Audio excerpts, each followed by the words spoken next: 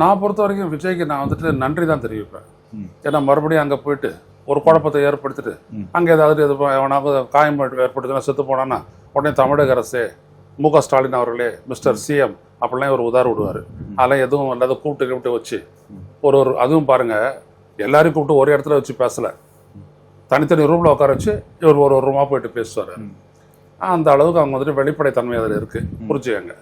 So அதனால் அது சொல்லுவேன். நான் என்ன கேட்குறேன்னா, இதெல்லாம் நீங்கள் பண்ணுங்க போங்க வாங்க, எதாவது நீங்கள் எப்போதும் பண்ணிகிட்டு இருக்கிறது, ஏதாவது ஒரு காரணம் கட்டிகிட்டு இருக்கிறீங்க, எப்போ பார்த்தாலும் மக்கள் கூட்டிட்டு வாங்கன்னு.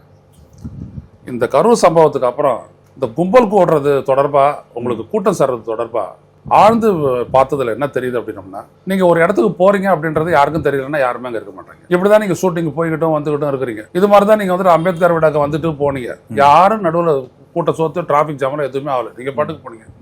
ஆக உங்களை பற்றி நீங்கள் எதுவும் சொல்லிக்காத இருந்தீங்கன்னா எதுவும் இல்லை. நீங்கள் சொன்னீங்க, அதுவும் உங்களுடைய கட்சிக்காரங்கிட்ட சொன்னீங்க அப்படின்னா அவன் பரப்பி தலைவர் வர்றாரு, தளபதி வர்றாருன்னு மோல் அடிச்சு எல்லா இடத்துலையும் கூட்டிடுறான். இதுதான் உண்மை.